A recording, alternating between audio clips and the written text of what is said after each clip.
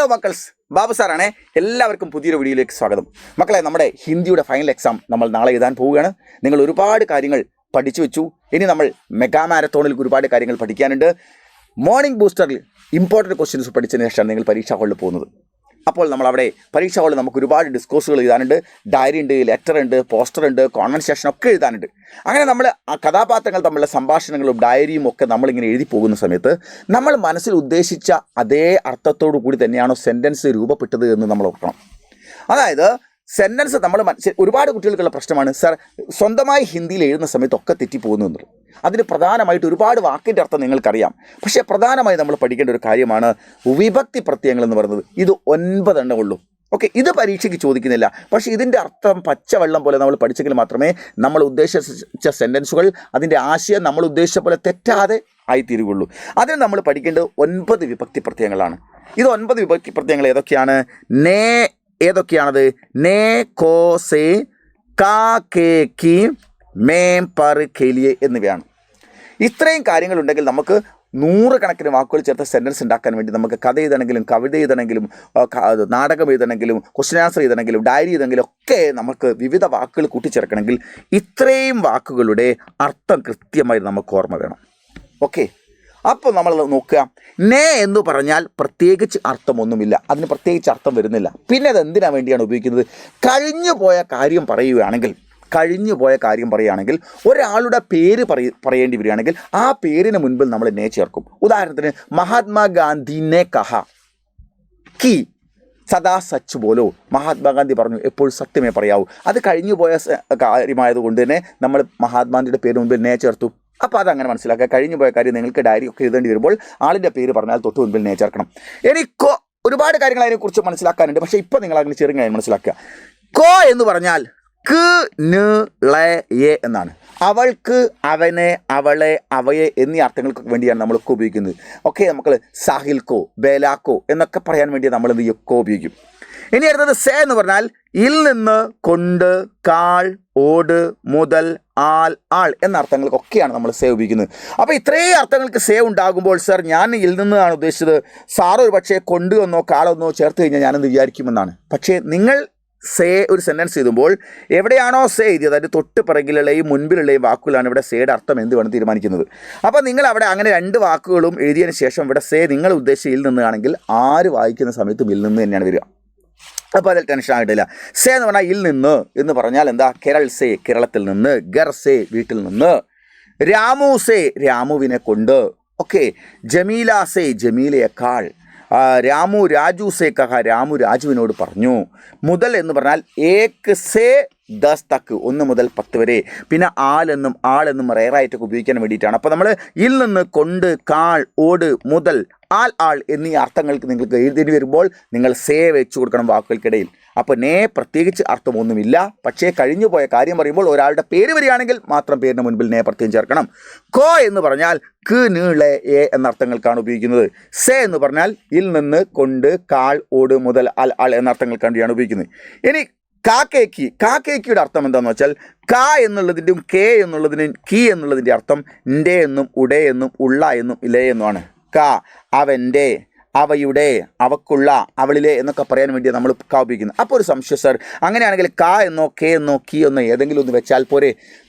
ഇപ്പോൾ നമ്മൾ മനസ്സിലാക്കുക, ശരിക്കും നിങ്ങൾക്ക് അങ്ങനെ പ്രയാസം വരികയാണെങ്കിൽ നിങ്ങൾ ഏതെങ്കിലും ഒന്ന് പ്രയോഗിക്കുക. പക്ഷേ അത് ശരിക്കും പുല്ലിംഗം ഏകവചനത്തിലാണെങ്കിൽ, അതായത് എവിടെയാണോ നിങ്ങൾ കാ പ്രയോഗിച്ചത് അത് കഴിഞ്ഞ് അടുത്ത് വരാൻ പോകുന്ന വാക്ക് പുല്ലിംഗമാണെങ്കിൽ നമ്മളിവിടെ കാ ചേർക്കണം. നമ്മൾ അടുത്ത് വരാൻ പോകുന്ന വാക്ക് സ്ത്രീലിംഗമാണെങ്കിൽ നമ്മൾ കീ ചേർക്കണം. ഓക്കെ, അത് പുല്ലിംഗ ബഹുവചനമാണ് എങ്കിൽ നമ്മൾ കെ ചേർക്കണം. അപ്പോൾ അങ്ങനെയാണ് നമ്മൾ കാക്കയ്ക്ക് പ്രയോഗിക്കുക. ഉദാഹരണം നോക്കൂ, ശരിക്കും ശ്രദ്ധിച്ചാൽ നിങ്ങൾ മനസ്സിലാവും. ശ്രദ്ധിച്ചോളൂ മക്കളെ. അതായത് രാജു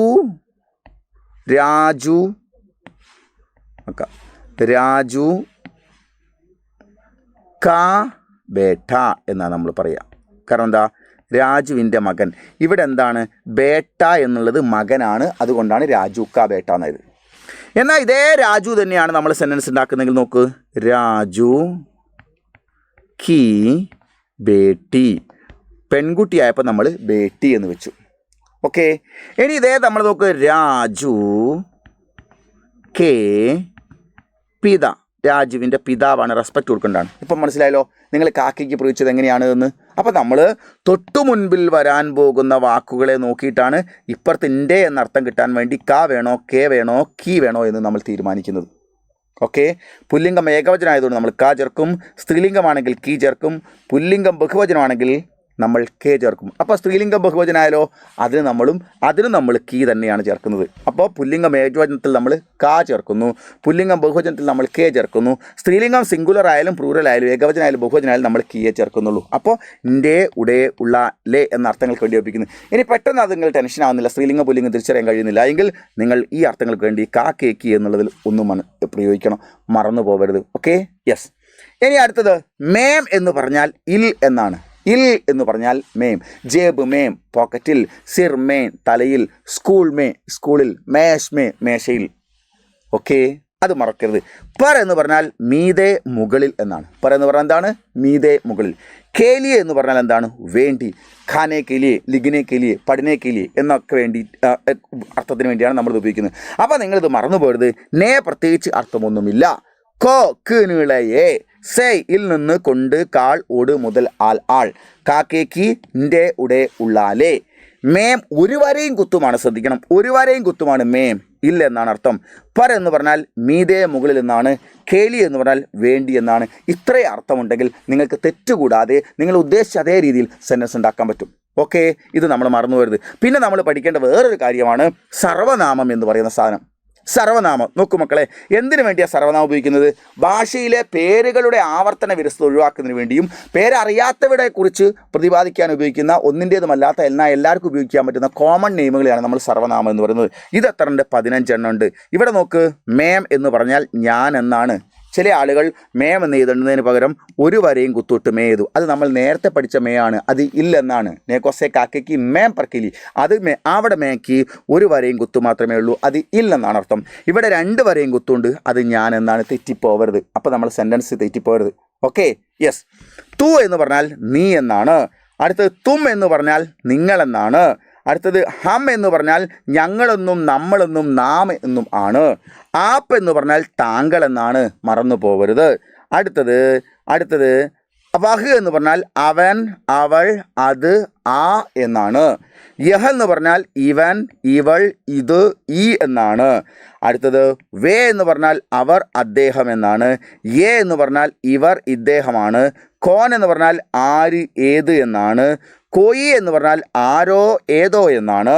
ജോ എന്ന് പറഞ്ഞാൽ ഏതൊരു ഏതൊന്ന് എന്നാണ്.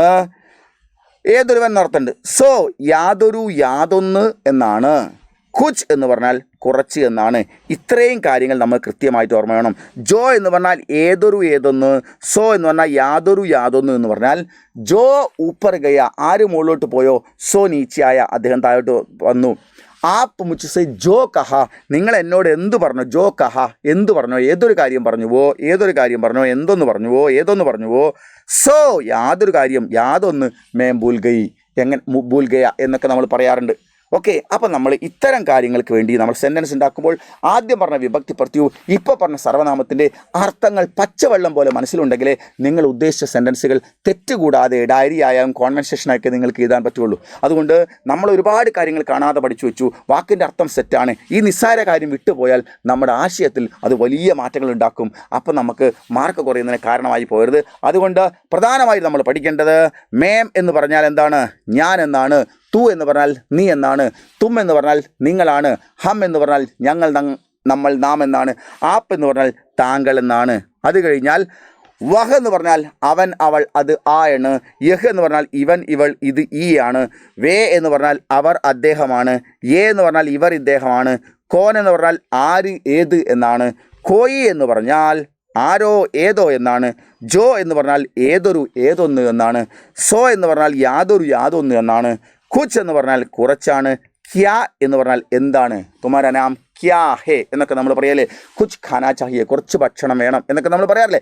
ഇത്തരം കാര്യങ്ങൾക്ക് നിങ്ങൾ ഈ കാര്യം മറന്നു പോകരുത്. ഇത്രയും പഠിച്ചു കഴിഞ്ഞാൽ നിങ്ങളെ സെൻറ്റൻസുകളെല്ലാം തന്നെ ആശയപരമായി ശരിയായി തീരും. അപ്പോൾ അതുകൊണ്ട് ഇത് നിങ്ങൾ ഒരു കാരണവശാലും പഠിക്കാതെ പോകരുത്. ഒന്ന് നിങ്ങൾ ആവർത്തിച്ച് പഠിച്ച് സെറ്റായ ഒന്ന് നോക്കുക. Okay, by.